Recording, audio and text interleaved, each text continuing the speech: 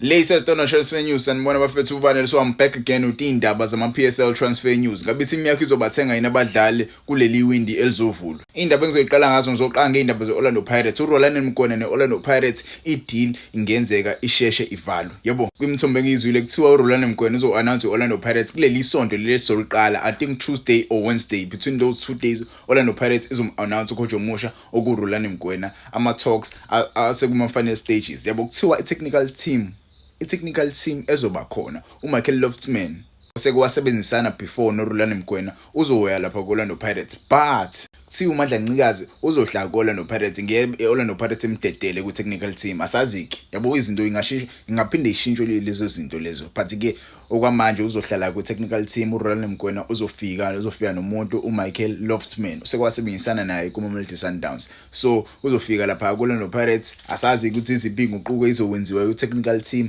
goalkeeper coach asazi noma bazoxoshwa noma qashwa abanye yabo kuningi nje sisazokubona kwenziwa kuleli sonto elizoqala but ke uRolani Mkwena uyena coach omusha weOrlando Pirates ideal yakhe izofinalize kulona leli sonto uzo-announce kulona leli sonto esiza kulona. Kwezinye izindaba kuthiwa Kaizer Chiefs and Mduduzi Mdantsane go their separate ways. Mduduzi Mdantsane bafethu umdlali lo bedlalela iKaizer Chiefs wafika kuKaizer Chiefs wafika wangayinikeza iKaizer Chiefs lento ayifuna yabo umjida adlala kahle kuKaizer Chiefs udlala ama games awu16 games for iKaizer Chiefs. I think he played for like 3 seasons or 2 seasons. Ungangitshela ama comments I didn't really watch a lot of Mdudu kuKaizer Chiefs because wafika vele kuKaizer Chiefs ese away of his prime. Iprime yakhe ayisiphelile. He was away of his prime. Umjida bese kuphela ushatini efika kuKaizer Chiefs. So umjida went separate ways with iKaizer Chiefs. Kwezinye izindaba kuthiwa uWydad Casablanca le edlala kweClub World Cup right now interested in securing the services of Kaizer Chiefs strength and conditioning coach uMamdi Safi. Hey, technical team yeKaizer Chiefs ngenzeka ijoin iWydad Casablanca bafethu izona indaba engizwile lezo. Kwezinye izindaba Mamelodi Sundowns keeping a close eye on Azam FC left back uPascal Msindo ona 21 years old, not considered a priority target at the moment but one for the future for sure. Ulomdlali lo udlalela iAzam FC sambona bafethu edlala against Bafana bedlala kuTanzania. Umdlali uyadlala ngempela lo, one of the youngest left backs engiwabonile edlala kamnandi lapha eTanzania. Umjidi uyadlala ngempela so iMamelodi Sundowns bayamonitor ngempela. Mwasubheka ama left backs eSundowns nawo maningi kakhulu. Yebo maningi kakhulu so they want to add another quality to their position because enye ama position ababuye baconsider kuyona but ke asasi by iSundowns yambheka ngempela umuntu umjida on a close eye asazi noma ideal bazokwazi ukusecure leli window elizovulwa yini. Kwezinye izindaba kuthiwa uPaulo Bento leads in leZamalek job as Pitso naye elinked. Yabo the new Zamalek sporting director uJohn Edward has prioritized the former Portugal head coach uPaulo Bento for the job. Pitso Mosimane have been heavily linked with position lapha kweZamalek FC menikhumbula kahle futhi naye uRolani Mkwena waye linked with job yokuba uhead coach weZamalek FC yabo. Right now it's between Pitso Mosimane and Paulo Bento lo wasePortugal. Asazi ukuthi yipi imanager ezocoacha iZamalek kule season entsha ezoqala lapha ku-Egyptian League yabo. Kwezinye izindaba the former Orlando Pirates player uRonaldo Maman Sekhukhune United are working on a deal to sign the right winger uRonaldo Maman on a free transfer after iChippa United exits. The 25-year-old uzostarta i-preseason yakhe with iBabwina Noko on a Tuesday yabo. Ama-medical uzowasha khona ngoLwesibili aqale kahle i-preseason yakhe with Sekhukhune United. Ngimfisele kuhle the former Orlando Pirates player. Kwezinye izindaba thiwa lana i-agent ya-Ime Okon.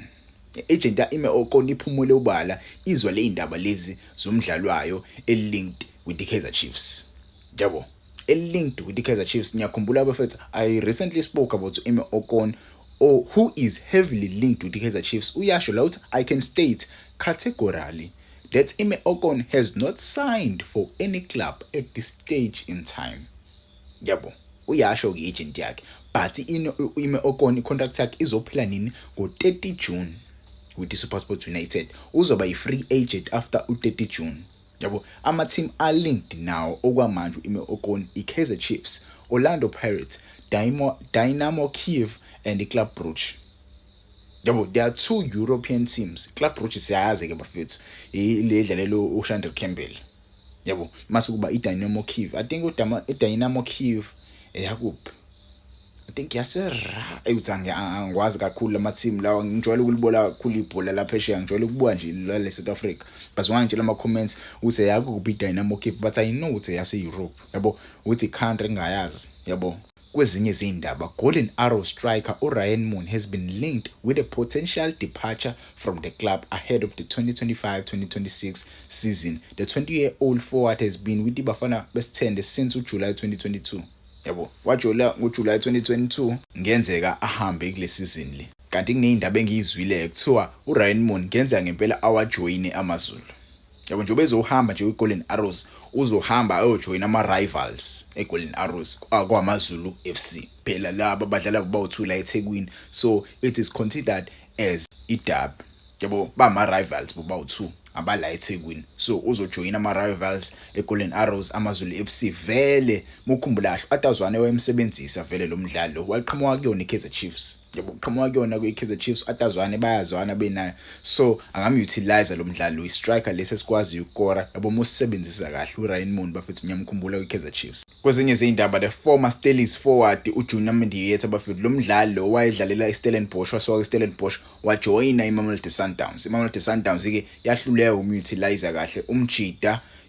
iSundowns yamlonela le icontract yakhe izophela mekuphela le season le, yabo. Nje izophela nje le season, icontract yakhe izophela. Asazi noma iSundowns izo-renew yini icontract yakhe uJunior Mendieta. Nale club akuyona besayine i-short term contracts nayo, yabo. Njobe esayine i-short term contract izophela i-contract yakhe naleya club leya. And ngiyezwe indaba kuthiwa uyabuya la eSouth Africa. Asazi ukuthi uzojoina yiphi team njobe ezobuya la eSouth Africa. Maningi ama team akhona la kuphethwe Premiership adinga ama team. Ngabe yakhe izomkwazi ukumsayina uJunior Mendieta. Umdlalo kanjena ke bafethu is a South American, uyayidinga imali yangempela, udinga i-team serious, yabo, former Mamelodi Sundowns player futhi, yabo. So ingabe khona ini team engakwazi ukumsayina uJunior Mendieta. Mina ngifuna amanga, I would really like to see him playing for Orlando Pirates, because uRolando Mokwena vele usekhona kwiPirates. Maybe he will consider, yabo, uJunior Mendieta ukuthi hey, I used to play with that guy, lo mjida lo udlala kamnandi. Kwezinye izindaba, Cape Town Spurs have withdrawn their application at the High Court to set aside their arbitration award. This means they accept they are now belong to the ABC Motsepe League. Mina ngikhumbula kahle ke bafethu iCape Town Spurs ibingavumi ngempela ukuthi yehle iyezansi. Ibingavumi yehle ukuthi iyezansi, ibilwela leli cala leli Durban City FC ukuthi how come Durban City FC iya remainer ikwazi ukuya le kuPSL kodwa yadlala against iCape Town Spurs with umdlali ongarejistwanga kahle, yabo. So babelwela lelo cala lelo, but ke yagcina ilwinile Durban City. Durban City sipromotiwe kwiBetway Premiership, kanti ke iCape Town Spurs yona irelegatewe esiyodlala le kuABC Motsepe League. Bazolwela ukubuyela kuABC, bazolwela njalo ukubuyela kwiNFD, yabo. Right now bayi club nje edlala le